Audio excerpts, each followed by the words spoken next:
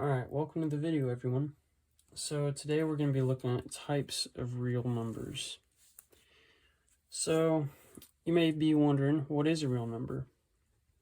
Well, a real number is essentially anything between negative infinity to infinity. So we can go as low as we want, we can go as high as we want, and we are including 0 in this. So, basically, any number you can realistically, hence the name real numbers, represent. Okay?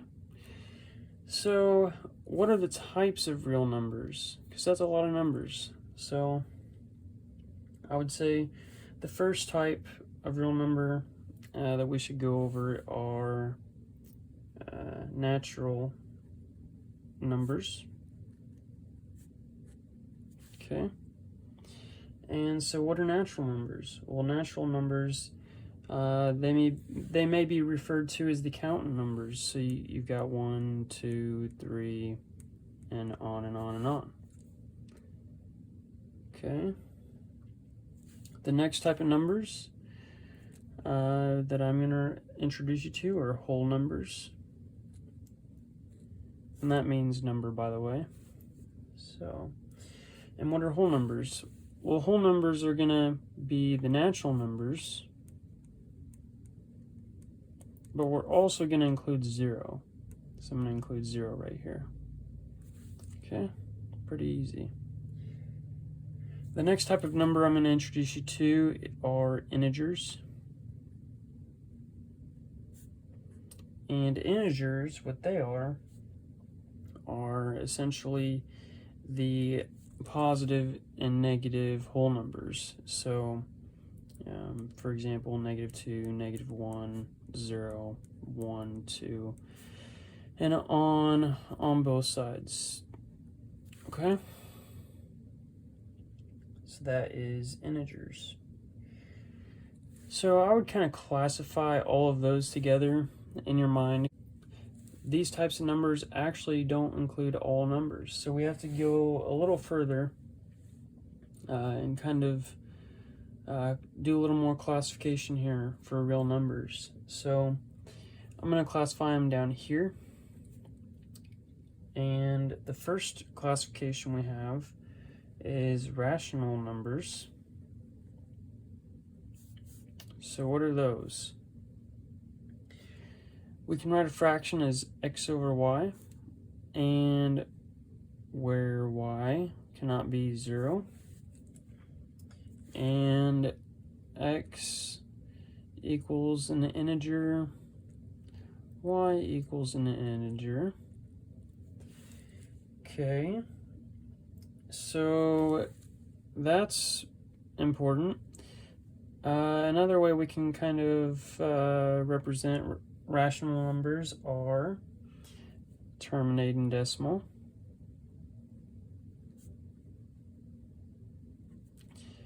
or a repeating decimal.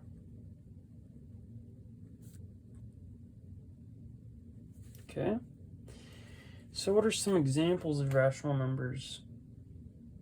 Well, 1.75. How do I know that? It terminates, it stops at 1.75. It doesn't go on past that. So it's a terminating decimal. That's a rational number. What's another way we can know that this is a rational number? Well, we can convert this to a fraction. What's 1.75? Well, that is 0.75 is 3/4, and 1 is 4/4, you could say. So that is 7/4. Is 7 an integer? Yep. Is 4 an integer? Yep. So that makes it a rational number.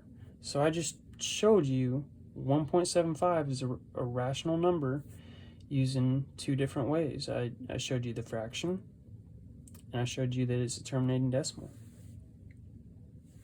Another example would be 5/9. And we know right away that that's a rational number because 5 is an integer, 9 is an integer. But what happens if you type that in your calculator and get a decimal? We get 0.555555. I'm just going to write that as a 5 with a bar over it so we know that it repeats itself. Oh, and I just said repeating. And look at that. Repeating decimal means that it's a rational number. So we know that 5/9 is a rational number because it's a repeating decimal, and also that 5 and 9 are integers. Here's another example. 4/7.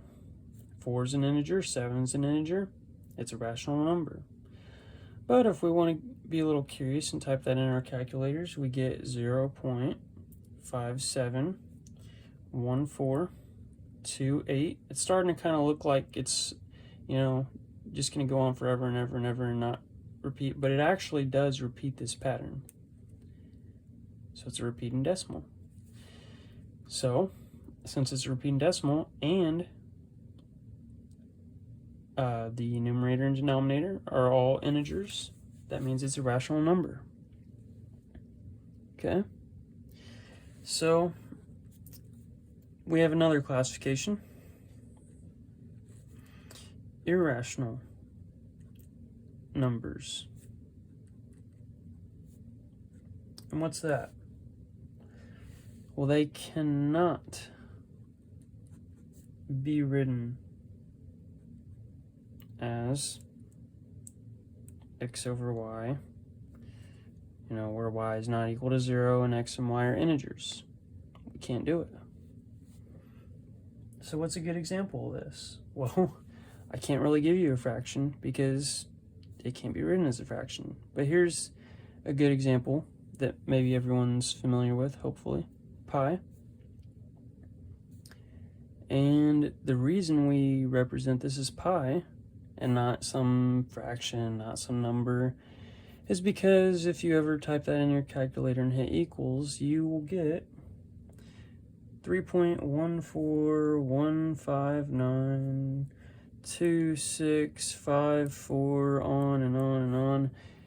Your calculator may stop here, like mine does, but really there's a lot more digits after the 4 here. And so really, if you are working with pi is actually an irrational number. So we can't write that as a fraction.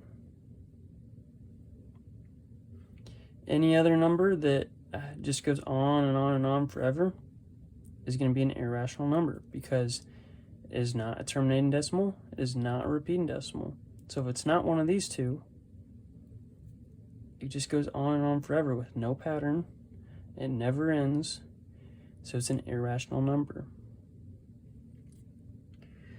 So I hope this video was helpful. We just learned how to classify the different types of real numbers. So hopefully you find that helpful. Thank you.